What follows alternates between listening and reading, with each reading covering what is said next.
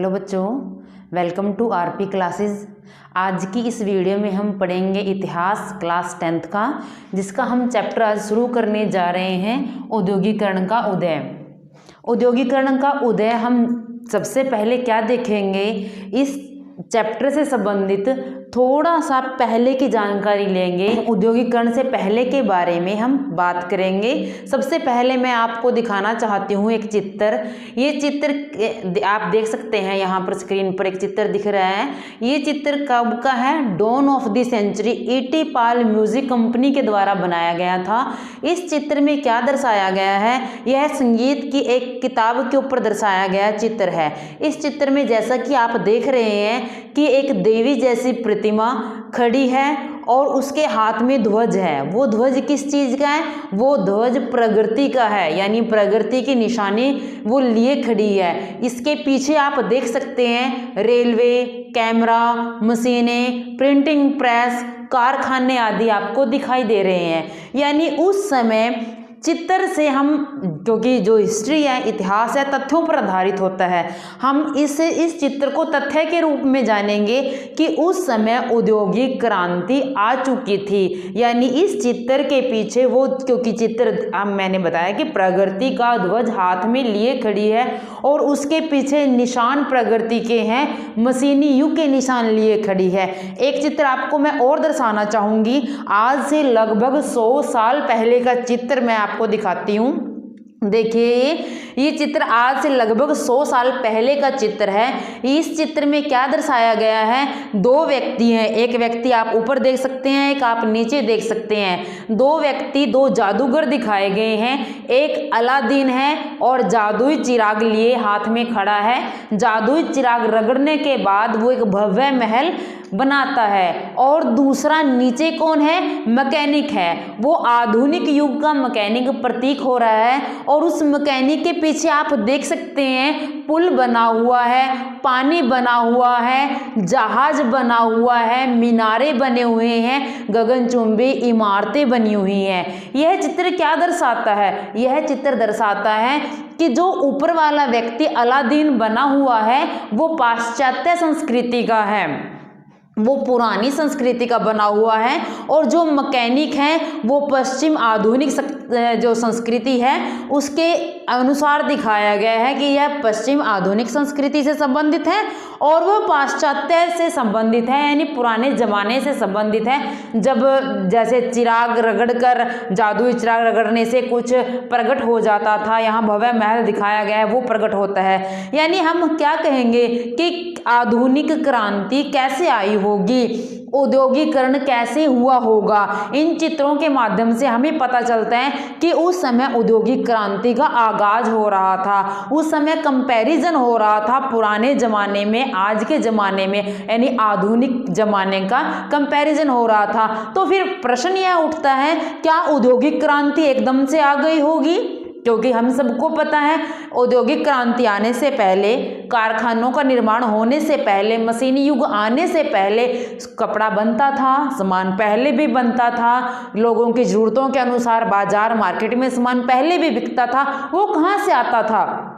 घरों में पैदा किया जाता था। वो वहाँ पर परंपरागत जो उद्योग थे, लघु उद्योग, कुटीर उद्योग, घरों के उद्योगों से वो सामान तैयार किया जाता था। अब प्रश्न यह उठता है कि क्या औद्योगिक क्रांति एकदम से आ गई थी?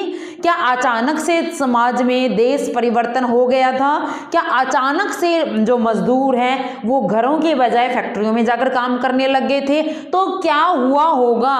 कैसे मशीनी युग आया होगा? कैसे औद्योगिक क्रांति आई होगी? यह इस चैप्टर का उद्देश्य यही है कि आपको ये बताना कि कैसे कारखानों वाला युग आया, कैसे मशीनी युग आया और कैसे लोगों ने मशीनों में काम करना सीखा होगा। क्या मजदूर एकदम से मशीनी युग पर विश्वास करने लगे? क्या एकदम से व्यापारियों ने मशीनें लेनी शुरू कर दी? तो हम इस चैप्टर को अब आगे बढ़ाते हैं। हम देखते हैं सबसे पहले कि औद्योगिक क्रांति से पहले क्या था। औद्योगिक क्रांति से पहले हम नाम देंगे आदि औद्योगिकरण। अब ये आदि औद्योगिकरण क्या होता है? आदि मतलब किसी भी कार्य का प्रारंभिक, यानी कोई भी कार्य उससे पहले वाला समय। आदि का मतलब यानी अब औद्योगिकरण का भी आदि था, उसका भी प्रारंभिक काल था। पाश्चात्य काल तो था लेकिन उसका प्रारंभिक काल क्या था? जैसे हम अगर औद्योगिक उत्पादन की बात करेंगे तो दिमाग में क्या आएगा? कारखानों में होने वाला उत्पादन। यदि मैं बात करूंगी औद्योगिक मजदूरों की तो क्या आएगा? औद्योगिक मजदूरों का मतलब क्या? कारखानों में काम करने वाले मजदूर। लेकिन बात उस समय की है जब उद्योग कारखानों की स्थापना ही नहीं हुई थी, मशीनों का निर्माण ही नहीं हुआ था। अब जब भारत के अंदर जैसे ब्रिटेन आया था, भारत को अपना उपनिवेश बनाया था, ब्रिटेन यहाँ से कच्चा माल यहाँ से लेकर जाता था, अपने देश में ले जाता था, ठीक है, वहाँ से तैयार माल यहाँ बेचता था, वो मशीनी युग आने के बाद बेचता था। लेकिन उससे पहले क्या लेकर जाता था? उससे पहले यहाँ का बना हुआ सूती कपड़ा लेकर जाता था। यानी क्या था कि उस समय जनसंख्या में वृद्धि हो चुकी थी, बाजार बढ़ चुके थे, मंडियाँ स्थापित हो चुकी थी, उन बाजारों में, उन मंडियों में सामान बिक रहा था। वो कहां से बन रहा था? वो कुटीर उद्योगों से बन रहा था, वो परंपरागत उद्योगों से बन रहा था, हाथों से माल बनाया जाता था और मंडियों में बेच दिया जाता था। यानी औद्योगिक क्रांति उस समय भी थी।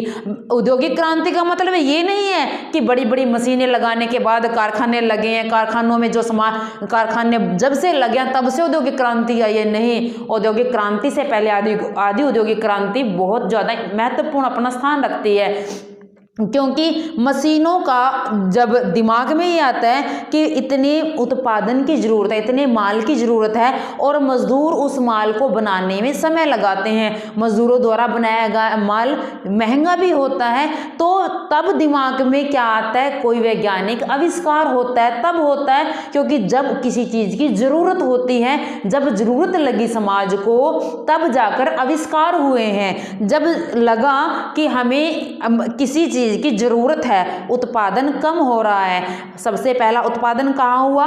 परंपरागत उद्योगों में, कुटीर उद्योगों में। अब ये कैसे चल रहा था काम? जैसे यूरोपीय शहरों में, जो यूरोप के शहर थे वहां पर जो सौदागर थे, वहां के सौदागर कहाँ गए? गांवों की तरफ जाने लगे। गांव की तरफ जो वहां के किसान थे, वहां के जो कारीगर थे, उनको पैसा देते थे और अंतरराष्ट्रीय बाजार के लिए, अपने देश के बाजार के लिए नहीं, अपने सिर्फ यूरोपीय कंट्रियों के लिए नहीं, जबकि अंतरराष्ट्रीय बाजार के लिए उत्पादन करवाते थे। क्यों? क्योंकि जो शहरों में क्या था, पहले ही शहरी व्यापारी थे, वहां पर गिल्ड्स बने हुए थे, व्यापार को कंट्रोल करने के लिए गिल्ड्स बने हुई थी। वहां पर जो वो गिल्ड्स थे वो कारीगरों को प्रशिक्षण देते थे, वो व्यापार के आय व्यय को नियंत्रण करते थे, वो व्यापार के जो उत्पादन है उसके मूल्य को नियंत्रण करते थे, यहाँ तक कि और व्यापारी ना सकें, कंपटीशन में अन्य व्यापारियों को आने से भी रोकते थे।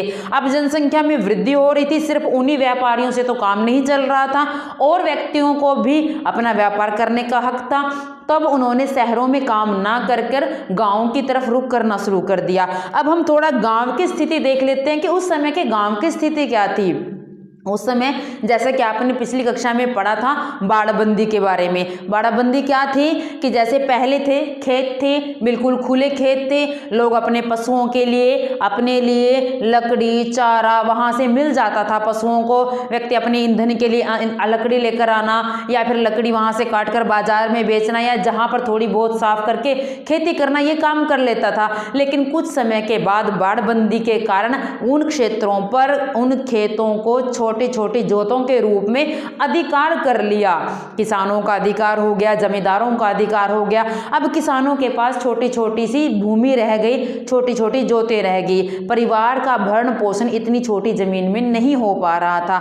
जब ये शहर के सौदागर गांव में पहुंचे, किसानों के पास पहुंचे, कारीगरों के पास पहुंचे, उनको बोला कि आप अंतरराष्ट्रीय बाजार के लिए माल का उत्पादन करें, और उसके लिए उनको पैसा दिया, तो वो तो एकदम से तैयार हो गए, क्योंकि वो तो ढूंढ ही रहे थे जीविका का साधन, और उनको वो मिल भी जाता है। तब उन्होंने अंतरराष्ट्रीय बाजार के लिए उत्पादन करना शुरू कर दिया।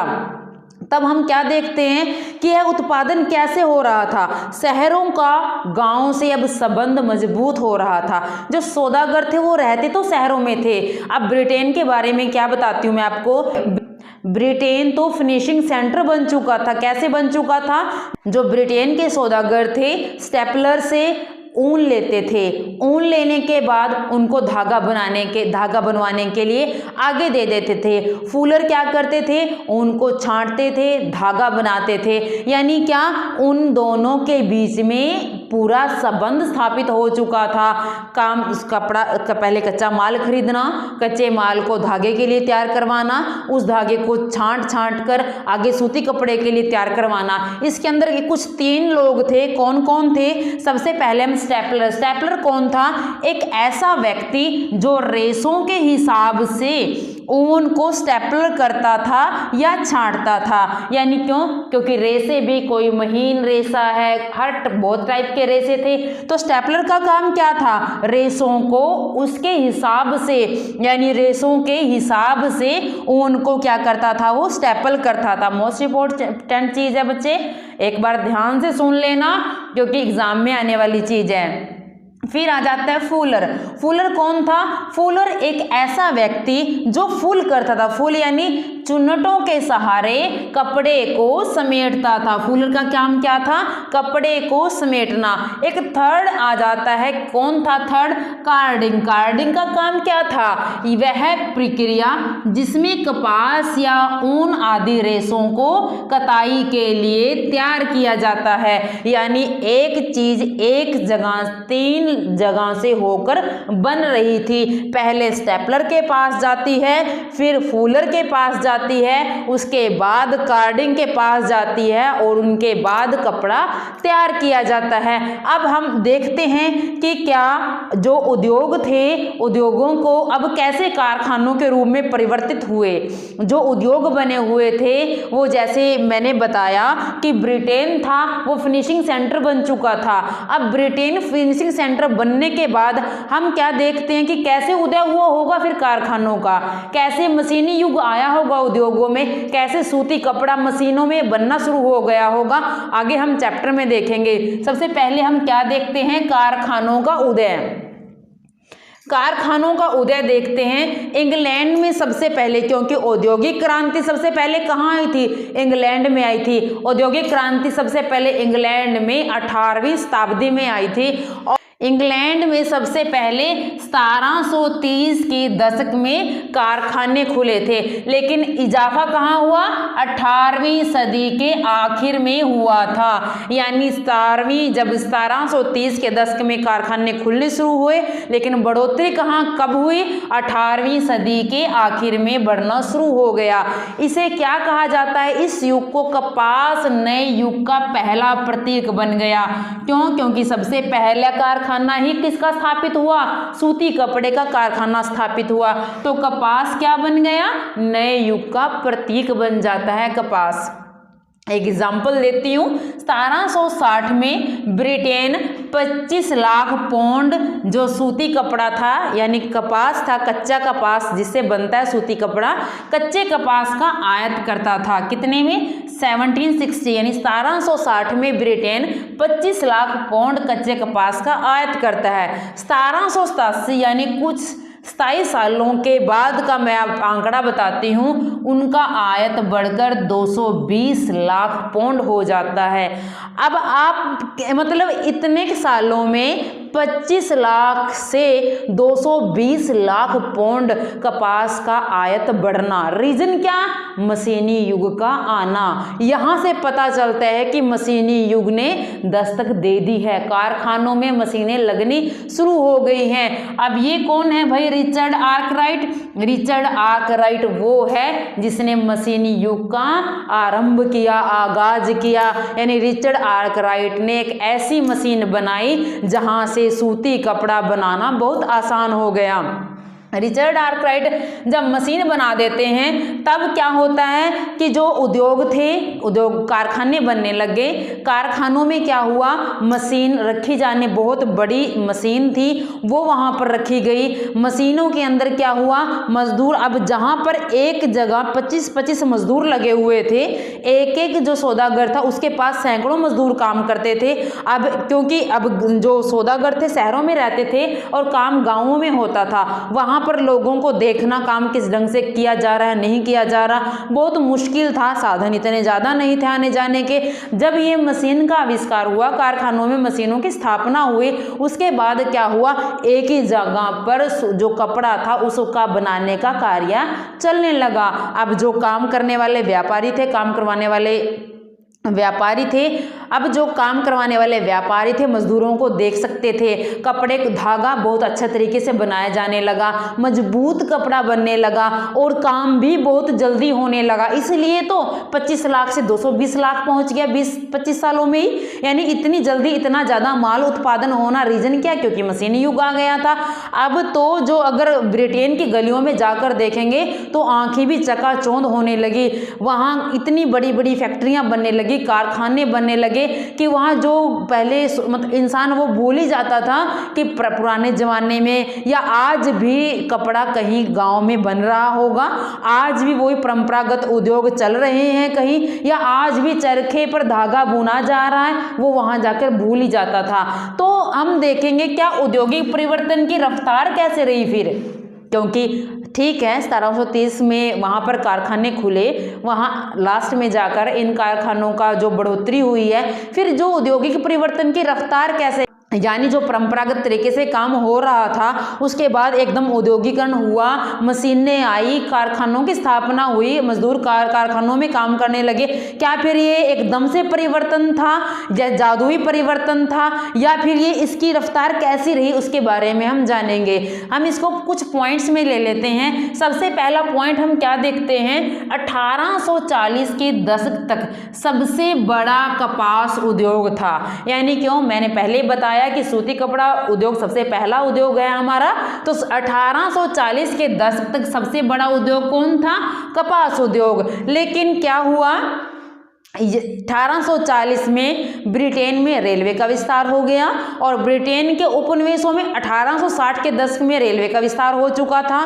तो रेलवे के लिए किस चीज़ की जरूरत पड़ी, लोहा की और स्टील की। अब लोहा और स्टील इतनी ज़्यादा मात्रा में कहाँ से आए, क्योंकि रेल की पटरी इतनी लंबी लंबी बिछानी, एक ही जगह नहीं बहुत सारे देशों में बिछानी, उसकी डिमांड ज़्यादा बढ़ने लगी। तो कौन सा उद्योग सामने आया कपास उद्योग के बाद, लोहा और स्टील उद्योग अब सामने आ जाता है। यानी कुछ ही समय के बाद लगभग 1840 से 1860 के दशक तक अब जो हमारा लोहा और जो स्टील उद्योग है वो कपास उद्योग से दुगनी आय कर रहा था। यानी इस कपास उद्योग की जगह अब किसने ले ली, लोहा स्टील उद्योग ने ले ली। दूसरा क्या है बच्चे कि नए उद्योग परंपरागत उद्योगों को हाशिए पर नहीं ढकेल सके। इसका मतलब क्या है कि जैसे नए उद्योग आए, बेशक से नए उद्योग आ चुके थे, मशीनें आ चुकी थी, कारखानों में मशीनों की स्थापना हो चुकी थी, लेकिन एकदम से जो परंपरागत उद्योग थे वो समाप्त नहीं हुए।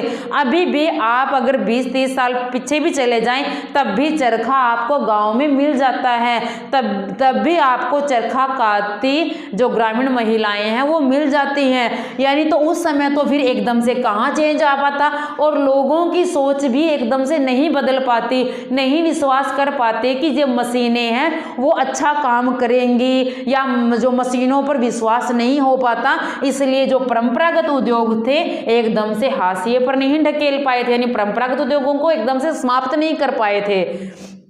कपड़ा उद्योग के उत्पादन का बड़ा हिस्सा अभी भी कहाँ था भाई, घरेलू इकाइयों में। अभी भी घरेलू इकाइयों में ही कपड़ा उद्योग बन रहा था। मैं अगर बात करूं सिर्फ 20% कपड़ा मशीनों के द्वारा कारखानों में बनता था, बाकी 80% कपड़ा अभी भी घरेलू इकाइयों में ही बन रहा था। तीसरी बात करते हैं औद्योगिक परिवर्तन की रफ्तार की। तीसरी बात हम चलते हैं परंपरागत उद्योगों में खाद्य प्रसंस्करण, निर्माण, पाटरी, कांच के काम, चरम संशोधन, फर्नीचर बनाना, औजारों के जैसे गैर मशीनी क्षेत्रों में तरक्की की थी। यानी जैसे फर्नीचर बनाने का कार्य करना, ठीक है, पाटरी बनाने का काम करना, कांच के कुछ काम करने, चरम शोधन करना और औजारों के जैसे गैर मशीनी कार्य आज भी छोटे छोटे आविष्कारों के द्वारा वही घरेलू परंपरागत उद्योगों में ही किए जा रहे थे। तो फिर मशीन युग एकदम से कहाँ आ गया? अगर मैं कहूँ चौथा, मशीनों के इस्तेमाल पर फूक फूक कर कदम, जो व्यापारी थे विश्वास नहीं कर पा रहे थे मशीनों पर। सबसे बड़ी बात, मशीनें इतनी महंगी थी, मशीनों के खराब होने पर उनकी मरम्मत और ज़्यादा महंगी थी। चाहे कितना ही विश्वास दिला लें कि जो अभी मशीनी युग आया है, मशीन बनाई गई है, वो बहुत अच्छी तरीके से बनाई गई है, इसके अंदर काम जल्दी होगा, अच्छे से होगा, बेशक हुआ भी, बेशक होता भी है। हाथों से बना हुआ माल और मशीनों में बने हुए माल में बहुत फर्क होता है, लेकिन एकदम से विश्वास नहीं दिला पाए, क्योंकि कोई भी चेंज है वो एकदम से नहीं आ पाता, चेंज हमेशा धीरे धीरे आता है। वही चीज़ मशीनों के साथ हुई। जो व्यापारी थे वो मशीनों को खरीदने में फूक फूक कर कदम रख रहे थे। उन्होंने इतनी भी जल्दी मशीनें नहीं खरीदी, उन्होंने इतनी भी जल्दी कारखानों की स्थापना नहीं की। बेशक वो समय मशीनें बहुत अच्छी तरीके से बनाई गई हों या फिर मशीनों के द्वारा कार्य बहुत अच्छे से हो रहा हो, लेकिन फिर भी वो काम इसके इस्तेमाल पर फूक फूक कर कदम रख रहे थे और आज भी परंपरागत उद्योगों पर अधिक विश्वास कर रहे थे। क्यों? मरम्मत पर खर्चा काफ़ी था और उतनी भी अच्छी नहीं थी जितना कि आविष्कारकों का दावा था, क्योंकि स्टार्टिंग में मशीनों का निर्माण हुआ था, स्टार्टिंग में मशीनें बनी थी और वो उतनी भी अच्छी तरीके से नहीं बनी थी जितना कि आविष्कारकों का दावा था। हम एक एग्जाम्पल ले लेते हैं भाप के इंजन का। भाप के इंजन का क्या एग्जाम्पल है? भाप का इंजन किसने? जेम्स वॉट ने बनाया था। जेम्स वॉट ने यानी इसका भाप का इंजन बनाया। उसके बाद न्यू कॉमन ने इसको दोबारा फिर जेम्स वॉट के द्वारा बनाए गए जो भाप का इंजन था, न्यू कॉमन ने इसको दोबारा परिवर्तित किया, इसमें कुछ संशोधन भी किया और 1871 में नई इंजन को मैथ्यू बल्टन ने पेटेंट कर लिया। भाप का इंजन बनकर अच्छे से तैयार हो गया, अच्छे से मशीन बनकर तैयार हो गई। बेशक वो 3 व्यक्तियों द्वारा यानी जेम्स वॉट ने बनाई, फिर न्यू कॉमन ने इसमें संशोधन कर दिया और न्यू कॉमन का ही दोस्त था बुल्टन, उसने इसको पेटेंट कर लिया। लेकिन फिर भी कई सालों तक तो उसका कोई खरीदार ही नहीं मिला, यानी वो लोग विश्वास ही नहीं दिला सके व्यापारियों को कि हमारे द्वारा बनाया गया इंजन बहुत अच्छा है, या हम जो इंजन बना रहे हैं, जो हमने इस मशीन का आविष्कार किया है, उसका प्रयोग करके वो बता नहीं पाए, व्यापारियों को विश्वास नहीं दिला पाए। आज भी व्यापारी उसी परंपरागत तरीके से किसानों से, कारीगरों से, ग्रामीण औरतों से कार्य करवा रहे थे। आज भी जो गांव में चरखा काता जा रहा था, यानी कि यहाँ तक भी 1871 में नए इंजन का आविष्कार हो चुका था, यहाँ तक भी भाप का इंजन अभी इतना नहीं बिका था। 300 से 400 के बीच में कारखानों में मशीनों का प्रयोग होता था। ब्रिटेन इतना बड़ा था, यूरोपीय कंट्री इतनी बड़ी थी, वर्ल्ड इतना बड़ा था, इतने बड़े संसार में सिर्फ 300 मशीनों का उस समय तक प्रयोग हो रहा था। यानी कि औद्योगिकरण एकदम से नहीं आया, चेंज एकदम से नहीं आया, परंपरागत उद्योगों को हाशिए पर एकदम से ढकेल नहीं पाए। आज भी परंपरागत उद्योगों में उस समय यानी 1871 तक भी परंपरागत उद्योगों में वही स्टेपलर, जो फूलर और जो आपका कार्डिंग था, उसी के द्वारा कार्य किया जा रहा था। आगे हम इसको औद्योगिकरण का युग है जो आगे नेक्स्ट वीडियो में चैप्टर को आगे बढ़ाते हैं। आज की मेरी वीडियो आपको कैसी लगी प्लीज़ ज़रूर बताएं। थैंक